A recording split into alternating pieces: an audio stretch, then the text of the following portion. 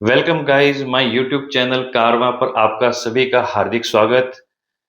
साथियों, आज मैं आपको एक बहुत ही महत्वपूर्ण जानकारी देने जा रहा हूं। जैसा कि आप लोगों को पता है कि पूरे देश में एसआईआर यानी गहन पुनरीक्षण प्रक्रिया शुरू हो चुकी है। जहां-जहां पर भी जो भी मतदाता हैं, उनको एक गणना प्रपत्र भरकर बीएलओ को देना होगा। आज मैं आपको बिल्कुल ही सरल तरीके से गणना प्रपत्र कैसे भरना है, उसकी मैं आपको जानकारी दूंगा। गाइज, आपको जो भी मतदाता है उसको ये विशेष रूप से इस फॉर्म को भर के देना ही है। यदि आप इसमें थोड़ी सी भी अगर लापरवाही करते हैं और आप इस गणना प्रपत्र को भरकर यदि नहीं देते हैं, तो हो सकता है आपका मतदाता सूची से नाम कट भी सकता है। तो साथियों, बिना किसी लापरवाही के हमें ये फॉर्म भर करके बीएलओ को देना है। और इस फॉर्म को कैसे भरना है, काफी लोगों के मन में ये कंफ्यूजन है, काफी परेशानी हो रही है। लेकिन मैं आज आपको बिल्कुल ही सरल तरीके से ये फॉर्म कैसे सबमिट करना है, कैसे भरना है, उसकी मैं जानकारी दूंगा। तो गाइज, आपको इस प्रकार का फॉर्म बीएलओ के माध्यम से दिया जाएगा, जहां पर ऊपर सबसे पहले आप देखिए, आपके जो बीएलओ होंगे उनका नाम और उनके फोन नंबर ऊपर लिखे हुए होंगे। उसके बाद आप देखेंगे कि यहाँ पर निर्वाचक का नाम आपका नाम होगा, आपके इपिक नंबर होंगे, उसके बाद क्रम संख्या, भाग संख्या, विधानसभा क्षेत्र, ये राज्य, ये सारे होंगे। फिर एक बार कोड होगा, यहाँ पर आपका एक फोटो होगा। और इस जगह पर गाइज आपको अपना एक फोटो लगाना है। जैसा कि मैंने अभी पहले आपको बताया था कि आपको एक पासपोर्ट साइज का फोटो खिंचवाना है, जिसमें पीछे का बैकग्राउंड सफेद होना चाहिए, यानी दीवार है या पर्दा है वो सफेद होना चाहिए, व्हाइट कलर में होना चाहिए।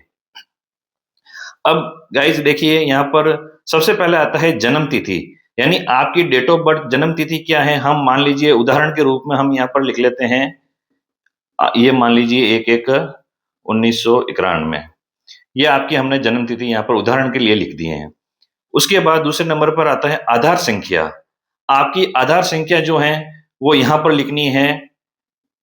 मान लीजिए आपकी आधार संख्या हमने यहाँ पर ये लिख दी है। अब तीसरे नंबर पर आता है मोबाइल नंबर। अब आपको मोबाइल नंबर वो लिखने हैं जो आधार से लिंक किए हुए हैं। कई बार ऐसा भी परेशानी आती है गाइज कि मान लीजिए किसी घर के अंदर 5 सदस्य हैं, 6 सदस्य हैं, लेकिन फोन 2 या 3 ही हैं। मान लीजिए किसी की एज 70 साल है, 80 साल है, अब उनके पास फोन नंबर नहीं है। तो ऐसी स्थिति में परेशान होने की जरूरत नहीं है, घर के किसी भी व्यक्ति के आप यहाँ पर फोन नंबर लिख सकते हैं। जैसे गाइज हम यहाँ पर फोन नंबर के उदाहरण के रूप में हमने ये लिख दिया है। घर का किसी भी सदस्य का आप फोन नंबर लिख सकते हैं। अच्छा ये रहेगा कि अगर आप वो ही फोन नंबर यहाँ पर मोबाइल नंबर लिखें जो आपके आधार से लिंक हैं। उसके बाद आ जाता है पिता का नाम, पिता या अभिभावक का नाम। यहाँ पर जो निर्वाचक है उसके पिता का नाम आएगा। हम उदाहरण के रूप में यहाँ पर मान लीजिए लिख लेते हैं गोपाल दास। उसके बाद आता है पिता या अभिभावक का इपिक नंबर, यानी कि इन गोपाल दास जो इसके निर्वाचक के जो पिता हैं उसके इपिक नंबर। अगर आपके पास आपके पिताजी के इपिक नंबर नहीं है तो परेशान होने की जरूरत नहीं है, आपको एक कॉलम खाली छोड़ना है। फिर आता है माता का नाम, यानी जो निर्वाचक हैं उसकी माता का नाम आएगा। मान लीजिए हम लिख देते हैं यहाँ पर मीरा देवी। अब इन माता जी जो है मीरा देवी, इनके इपिक नंबर आपको यहाँ पर लिखने हैं। अगर आपके इनके इपिक नंबर नहीं है तो आप ये कॉलम भी छोड़ सकते हैं। उसके बाद आता है पति या पत्नी का नाम। जैसे कि हम इसमें भरेंगे कि निर्वाचक यदि विवाहित हैं तो उनकी पत्नी का नाम यहाँ पर आएगा। और अगर पत्नी के भरा जा रहा है, कोई महिला है और शादीशुदा है, विवाहित है, तो उनके पति का नाम यहाँ पर आएगा। अगर विवाहित नहीं है तो इस कॉलम ये पूरा खाली ही रहेगा। विवाहित होने की कंडीशन में यहाँ पर अगर हम पुरुष का भर रहे हैं तो उसकी जो महिला है, पत्नी है, उसका नाम, और महिला है तो उसके पति का नाम यहाँ पर आएगा।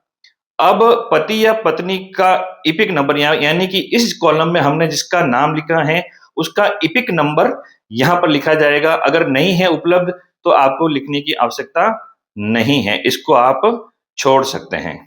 गाइस, सबसे ज़्यादा परेशानी यहाँ पर आ रही है कि इन 2 कॉलम में क्या भरें? यहाँ तक कि तो हमने आपको डिटेल बता दी, बिल्कुल ही साधारण सी डिटेल है।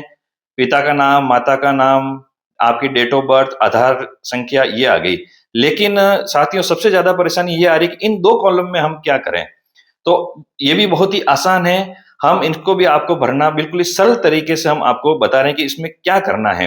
गाइस, यदि आप हमारे चैनल पर नए हैं तो प्लीज आप एक बार चैनल को सब्सक्राइब जरूर करें और हम आगे बढ़ते हैं। अब गाइस, ये बता दूं कि ये वाला कॉलम आपको तब भरना है जब आपकी मतदाता सूची के अंदर जो 2002 की या 2003 की मतदाता सूची में अगर आपका नाम है तो ये वाला कॉलम आपको भरना है।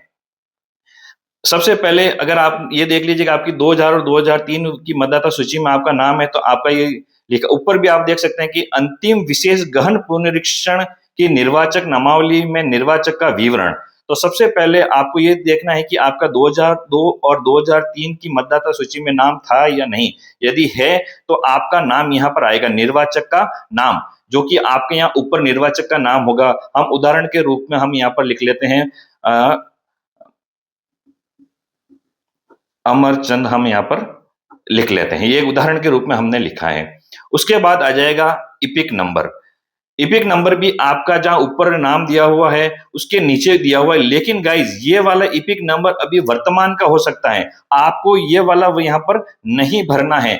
आपको एक मतदाता सूची जो 2002 या 2003 की आपके पास में होगी या आपको कंप्यूटर के द्वारा निकालनी पड़ेगी, उसके अंदर आपका जो इपिक नंबर होगा वो आपको डालना है। यानी कि आपका नाम जिस जगह पर आ रहा है वहां पर आपका इपिक नंबर लिखा हुआ होगा, वो आपको यहाँ पर लिखना है।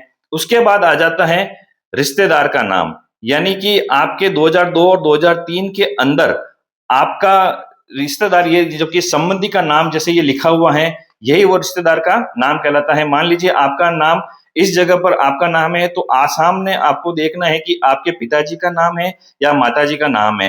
यदि पिताजी का नाम है तो यहाँ पर आपको यहाँ पर आपके पिताजी का नाम लिखना है। यहाँ पर आपको ये वाले इपिक नंबर लिखने हैं जो 2002 या 2003 के अंदर आपके थे। मान लीजिए आपके नंबर जो भी थे हम यहाँ पर वो मेंशन कर देते हैं। ये आपके हमने इपिक नंबर लिख दिए हैं जो 2002 और 2003 की वोटर लिस्ट में थे। उसके बाद रिश्तेदार का नाम, यानी कि यहाँ पर किसका नाम था, मान लीजिए हमने जो पहले लिखा है गोपाल दास, इनके पिता का था, यही हम वापस यहाँ पर लिख लेते हैं जो कि 2002 और 2003 की वोटर लिस्ट में नाम था। अब अगला आता है कॉलम की रिश्ते का नाम। तो ये इनके रिश्ते में क्या हुए, पिता हुए, तो हमने यहाँ पर पिता लिख दिया। उसके बाद आ जाता है जिला, हम मान लीजिए जिला लिख लेते हैं जयपुर। फिर आ जाता है राज्य का नाम, राजस्थान।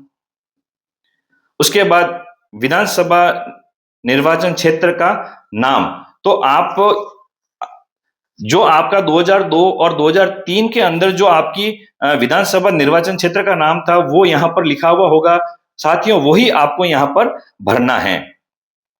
उसके बाद आएगा कि विधानसभा निर्वाचन क्षेत्र की संख्या, भाग संख्या और क्रम संख्या, ये भी आपको इसी के अंदर ही देखने को मिलेगी। आपका विधानसभा क्षेत्र की संख्या मिल जाएगी, भाग संख्या मिल जाएगी, जो कि आपको यहाँ पर मेंशन करनी है। मान लीजिए विधानसभा क्षेत्र की हम मान लीजिए यहाँ पर 200 लिख देते हैं, आपकी भाग संख्या जो यहाँ पर आपको मिल जाएगी इस जगह पर साथियों लिखी हुई होगी भाग संख्या, मान लीजिए हम यहाँ पर 20 लिख देते हैं। उसके बाद आती है क्रम संख्या। इस तरफ देखिएगा साथियों, ये क्रम संख्या लिखी हुई है, आपका जिस क्रमांक पर नाम है वो क्रमांक आपको लिखना है। मान लीजिए हम लिख लेते हैं यहाँ पर 175। यहां तक का आपको बिल्कुल क्लियर हो जाना चाहिए। ये वाली जानकारी बिल्कुल साधारण सी थी। ये वाली जब आपको भरनी है जब आपका नाम 2002 और 2003 की मतदाता सूची के अंदर आपका नाम हो।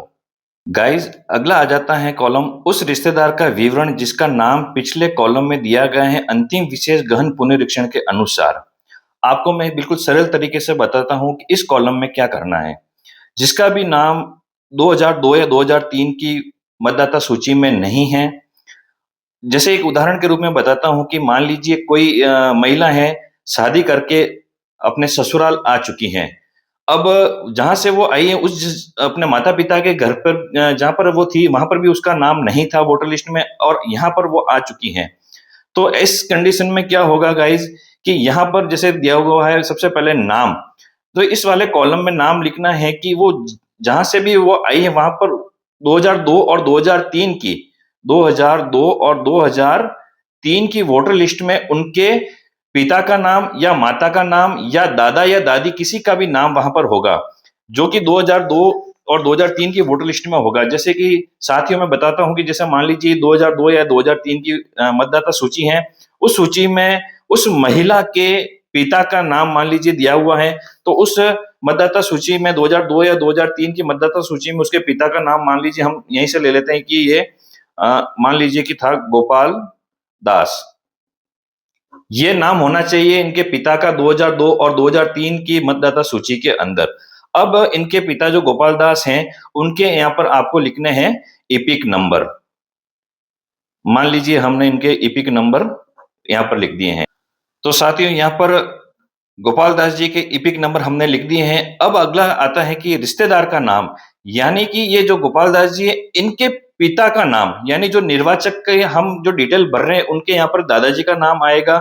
यानी कि जो 2002 या 2003 की जो वोटर लिस्ट होगी, उसमें उदाहरण के रूप में हम मान लेते हैं कि गोपाल दास जी के संबंधी का नाम यानी रिश्तेदार का नाम इस जगह लिखा होगा। मान लीजिए उनके पिताजी का या माताजी का नाम होगा, वो हमको यहाँ पर लिखना है। अब मान लीजिए हमने यहाँ पर लिख दिया कि रिश्तेदार का नाम में आगे उनके पिताजी का नाम आ गया। अब रिश्ते का नाम, अब रिश्ते के नाम के अंदर आ जाएगा यहाँ पर इनके क्या हो गए पिता। अब जिला हम यहाँ पर मान लीजिए भर देते हैं उदयपुर। ये उदयपुर हम ये भर रहे हैं जो ये गोपाल दास जी की 2002 और 2003 की वोटर लिस्ट में कौन सा जिला था वो हम यहाँ पर भर रहे हैं। राज्य हम भर देते हैं राजस्थान।